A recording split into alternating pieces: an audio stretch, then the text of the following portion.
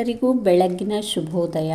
So ಇವತ್ತು ನಾನು ಏನು ಮಾಡ್ತಿದ್ದೀನಿ ಅಂತ ನನಗೆ ಗೊತ್ತಿಲ್ಲ. I am sorry Babu. ಆದರೂ ಬನ್ನಿ ನಿಮಗೆ ತೋರಿಸ್ಕೊಂಬರ್ತೀನಿ ನಾನೇನು ಮಾಡ್ತಿದ್ದೀನಿ ಅಂತ. ಸೊ ನಾನು ಇವತ್ತು ಮಾಡ್ತಿರೋದು ಮುದ್ದೆ ಯಾರ್ಯಾರಿಗೆಲ್ಲ ಇಷ್ಟ ಅಂತ ಕಮೆಂಟ್ ಮಾಡಿ. ಸೊ ನಾನಿಲ್ಲಿ ಮುದ್ದೆ ಮಾಡಲಿಕ್ಕೆ ಎಷ್ಟು ಪ್ರಮಾಣದ ನೀರು ತಗೋಬೇಕು ಅಂತ ನನಗೆ ಗೊತ್ತಿಲ್ಲ. ಆದರೂ ನಾನು ಮುದ್ದೆ ಮಾಡ್ತೀನಿ. ಬನ್ನಿ ನೋಡೋಣ ಹೇಗೆ ಮಾಡ್ತೀನಿ ಅಂತ. ಸೊ ಇವಾಗ ನಾನು ಕುಕ್ಕರಲ್ಲಿ ನೀರನ್ನ ಹಾಕ್ಕೊಂಡು, ಸೊ ನಾನಿಲ್ಲಿ ಮಾಡ್ತಿರೋದು 3 ಜನಕ್ಕೆ ಆಗೋಷ್ಟು ಮುದ್ದೆ. ಸೊ ನೀವು ಜಾಸ್ತಿ ಜನಕ್ಕೆ ಬೇಕಾದರೆ ದೊಡ್ಡ ಪಾತ್ರೆಯಲ್ಲಿ ಇಟ್ಕೊಂಡು ಕನ್ಸಿಸ್ಟೆನ್ಸಿ ನೋಡಿಕೊಂಡು ನೀರು ಹಾಕ್ಕೊಂಡು ಮಾಡ್ಕೊಳ್ಳಿ. ಸೊ ಇವಾಗ ರುಚಿಗೆ ತಕ್ಕಷ್ಟು ಉಪ್ಪನ್ನು ಸಹ ನಾನು ಹಾಕ್ಕೋತಿದ್ದೀನಿ. ಸೊ ಸ್ವಲ್ಪ ಉಪ್ಪು ಹಾಕ್ಕೊಂಡಿದ್ದೀನಿ. ಮತ್ತು ಸ್ವಲ್ಪ ಒಣ ರಾಗಿ ಹಿಟ್ಟನ್ನು ತಗೊಂಡು ತಣ್ಣೀರಲ್ಲಿ ಸ್ವಲ್ಪ ಅದನ್ನು ಕಲಸಿ 2 ಸ್ಪೂನ್ ಹಾಕ್ಕೊಂಡು ಕಲಸಿ ಸರಿಯಾಗಿ ಆ ಬಿಸಿ ನೀರಿಗೆ ಆ್ಯಡ್ ಮಾಡ್ಕೋತೀನಿ. ಏನಕ್ಕೆ ಈಗ ಮಾಡ್ತೀನಿ ಅಂದರೆ, ಮುದ್ದೆ ಹಿಟ್ಟು ಹಾಕುವಾಗ, ರಾಗಿ ಹಿಟ್ಟು ಹಾಕುವಾಗ ಮುದ್ದೆ ತುಂಬ ಗಂಟಾಗೋದಿಲ್ಲ. ಸೊ ಮುದ್ದೆ ಚೆನ್ನಾಗಿ ಬರುತ್ತೆ, ಸ್ಮೂತಾಗಿ ಬರುತ್ತೆ, ಸಾಫ್ಟಾಗಿ ಬರುತ್ತೆ, ಮೆತ್ತಗಾಗುತ್ತೆ ಮುದ್ದೆ. ಸೊ ಅದಕ್ಕೋಸ್ಕರ ನಾನು ಆ ರೀತಿ ಮಾಡ್ಕೊತಿದ್ದೀನಿ. ಇನ್ನೊಂದೇನೆಂದರೆ ಗಂಟು ಆಗೋಲ್ಲ, ಮಧ್ಯದಲ್ಲಿ ಗಂಟಾಗೋದು ಅದೆಲ್ಲ ಆಗೋಲ್ಲ. ತುಂಬ ಚೆನ್ನಾಗಿ ಸಾಫ್ಟಾಗಿ ಬರುತ್ತೆ ಮುದ್ದೆ. ಸೊ ಇವಾಗ ನೋಡ್ಬೋದು ಚೆನ್ನಾಗಿ ಕುದಿ ಬಂದಿದೆ. ಈ ರೀತಿ ಕುದಿ ಬರೋದ್ರಿಂದ ಹಿಟ್ಟು ಸಹ ಚೆನ್ನಾಗಿ ಎಲ್ಲ ಕಡೆಗಳಲ್ಲಿ ಮೆತ್ತಗಾಗುತ್ತೆ. ಸೊ ಇವಾಗ ನೀವು ನೋಡ್ಬೋದು ನಾನು ಒಣ ರಾಗಿ ಹಿಟ್ಟನ್ನು ಹಾಕ್ಕೋತಿದ್ದೀನಿ. ಸೊ ಇಷ್ಟು ಪ್ರಮಾಣದಲ್ಲಿ ಹಾಕ್ಕೊಂಡ್ರೆ ಪರವಾಗಿಲ್ಲ, 3 ಜನಕ್ಕೆ ತುಂಬ ಚೆನ್ನಾಗಿ ಹೊಟ್ಟೆ ತುಂಬ ಮಾಡ್ಕೊಳ್ಬೋದು.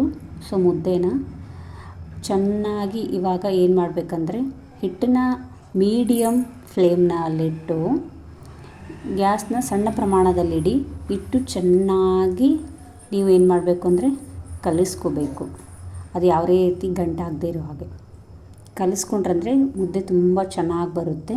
ಸೊ ಇವಾಗ ನೋಡ್ಬೋದು ನೀವು. ಸೊ ಕುದಿ ಬಂದು ಈಗ ಅದಕ್ಕೆ ಇನ್ನೊಂದು ಸ್ವಲ್ಪ ಜಾಸ್ತಿ ನಾವು ಪ್ರೆಷರ್ನ ಹಾಕಿ ಚೆನ್ನಾಗಿ ನಾವು ಹಿಟ್ಟನ್ನು ಕಲಿಸಿದ್ರೆ ಮುದ್ದೆ ಇನ್ನೂ ತುಂಬ ಮೆತ್ತಗೆ ಬರುತ್ತೆ.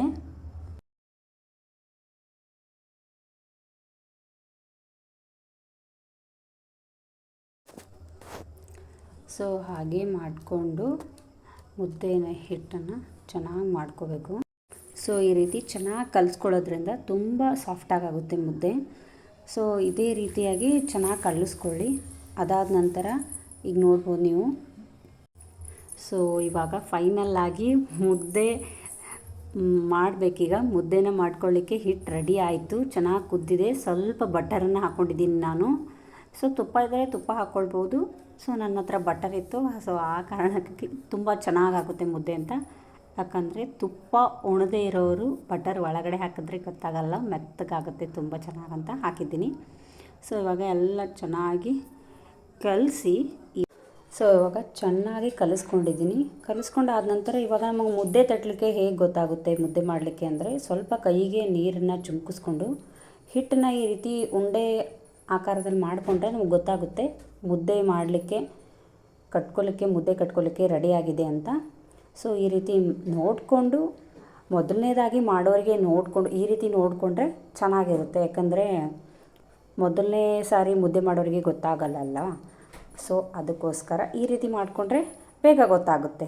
ಸೊ ಇವಾಗ ಮುದ್ದೆ ಮಾಡಲಿಕ್ಕೆ ಈ ರೀತಿ ನೋಡ್ಕೊಂಡ ತಕ್ಷಣ ಗೊತ್ತಾಗುತ್ತೆ ಮುದ್ದೆ ಮಾಡಲಿಕ್ಕೆ. ಈಗ ನಾವು ಮುದ್ದೆನ ಮಾಡ್ಕೋಬೋದು ಚೆನ್ನಾಗಿ ಅಂತ. ಇವಾಗ ನಾವೇನು ಮಾಡೋಣ, ಮುದ್ದೆನ ರೆಡಿ ಮಾಡ್ಕೊಳ್ಳೋಣ ಬನ್ನಿ. ಸೊ ಇವಾಗ ಮುದ್ದೆ ರೆಡಿ ಮಾಡಲಿಕ್ಕೆ ಚೆನ್ನಾಗಿ ಇನ್ನೊಂದು ಸಾರಿ ನೀವು ಈ ರೀತಿ ಚೆನ್ನಾಗಿ ಹಿಟ್ಟನ್ನು ಎಲ್ಲ ಕಡೆ ಕಲಿಸ್ಕೊಂಡು, ಅದಾದ ನಂತರ ಈ ಹಿಟ್ಟನ್ನು ನಾವು ಈ ರೀತಿ ಹಾಕ್ಕೊಳ್ಬೇಕು. ಹಾಕ್ಕೊಂಡು ಸ್ವಲ್ಪ ತಣ್ಣೀರಲ್ಲಿ ಕೈನ ಚಿಮುಕಿಸ್ಕೊಂಡು, ಯಾಕಂದರೆ ಬಿಸಿ ಇರುತ್ತೆ, ಸ್ವಲ್ಪ ಬಿಸಿ ಇದ್ದಾಗೆ ಮುದ್ದೆನ ಮಾಡ್ಕೋಬೇಕು. ಪೂರ್ತಿ ಆರೋದ್ರೆ ಮುದ್ದೆ ಕೂಡ ಚೆನ್ನಾಗಿ ರೌಂಡಾಗಿ ಬರಲ್ಲ. ಸೊ ಸ್ವಲ್ಪನೇ ನೀವು ಎಲ್ಲ ಹಿಟ್ಟನ್ನು ಹಾಕ್ಕೊಂಡು ಅದು ಸ್ವಲ್ಪ ಅದರೊಳಗಿರುವಂಥ ಉಷ್ಣಾಂಶ ಹೊರಗಡೆ ಹೋದ್ಮೇಲೆ ನೀವು ಇವಾಗ ಮುದ್ದೆನ ಮಾಡ್ಕೊಳ್ಬೋದು ಚೆನ್ನಾಗಿ. ಸೊ ಸ್ವಲ್ಪ ಕೈಗೆ ತಣ್ಣೀರನ್ನು ಹಚ್ಕೊಂಡು ನೀವು ಮುದ್ದೆನ ಮಾಡ್ಕೊಳ್ಳಿ.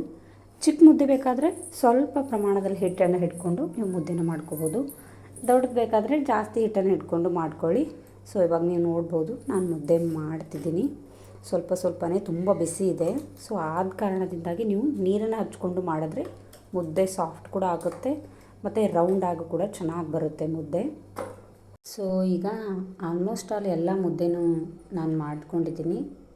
ಸೊ ನೀವು ಮುದ್ದೆ ಮಾಡ್ಕೊಂಡಾದಮೇಲೆ ಇವಾಗೇನು ನೆಕ್ಸ್ಟು ಸರಿಯಾಗಿ ಬ್ಯಾಟಿಂಗ್ ಮಾಡೋದೆ, ಚೆನ್ನಾಗಿ ಊಟ ಮಾಡಿ ಮಲ್ಕೊಳ್ಳೋದು. ಆದರೆ ಊಟ ಮಾಡಬೇಕಲ್ಲ ಮುಂಚೆ ಇವಾಗ. ಸೊ ಈಗ ಒಂದು ಪ್ಲೇಟಲ್ಲಿ ಎಲ್ಲನೂ ಬಡಿಸ್ಕೋತೀನಿ. ಸೊ ಮುದ್ದೆ ಜೊತೆ ನಾನು ಬೇಳೆ ಸಾರನ್ನು ಮಾಡ್ಕೊಂಡಿದ್ದೀನಿ. ಎಲ್ಲ ತರಕಾರಿನೂ ಹಾಕಿ ಬೇಳೆ ಸಾರು ಮಾಡ್ಕೊಂಡಿದ್ದೀನಿ. ಸ್ವಲ್ಪ ಸೈಡಿಗಿರಲಂತ ಟಮಾಟೊ, ಕ್ಯಾರೆಟು, ಆಮೇಲೆ ಸೌತೆಕಾಯಿನ ಚೆನ್ನಾಗಿ ಸಣ್ಣದಾಗಿ ಕಟ್ ಮಾಡಿಕೊಂಡು ಹಾಕ್ಕೊಂಡಿದ್ದೀನಿ. ಬೇಳೆ ಸಾರು ಮಾಡ್ಕೋಬೋದು, ಉಪ್ಪು ಸಾರನ್ನೂ ಮಾಡ್ಕೋಬೋದು. ಎರಡು ಕಾಂಬಿನೇಷನ್ ತುಂಬ ಚೆನ್ನಾಗಿರುತ್ತೆ. ಅದ್ರ ಜೊತೆಗೆ ನಾನು ನುಗ್ಗೆಕಾಯಿನ ಚೆನ್ನಾಗಿ ಪಲ್ಯ ಮಾಡ್ಕೊಂಡಿದ್ದೀನಿ. ಸೊ ಇವಾಗ ಊಟನ ನಮ್ಮ ಮನೆಯವ್ರಿಗೆ ಕೊಡ್ತಿದ್ದೀನಿ. ಸೊ ಹೇಗಾಗಿದೆ ಏನು ಅಂತ ಅವ್ರನ್ನೇ ಕೇಳೋಣ ಬನ್ನಿ. ಸೊ ಈಗ ಊಟ ಒಯ್ದು ಕೊಡ್ತಿದ್ದೀನಿ ಅವರಿಗೆ. ಅವ್ರ ರಿಯಾಕ್ಷನ್ ಹೆಂಗದ ಅಂಥೇಳಿ ಒಂದು ಸಾರಿ ನೋಡ್ಕೊಂಬರಂಬರ್ರಿ. ಸೊ ಇವಾಗಂತೂ ಊಟಕ್ಕೆ ಕೊಟ್ಟೀನಿ. ಫಸ್ಟ್ ಮೊದಲನೇ ತುತ್ತು ಮುದ್ದೆ ಊಟ ಮಾಡೋ ಥರ ಹೆಂಗೆ ಅನ್ಸೋದಂತ ನೋಡ್ರಿ ಅವ್ರ ರಿಯಾಕ್ಷನ. खत्म,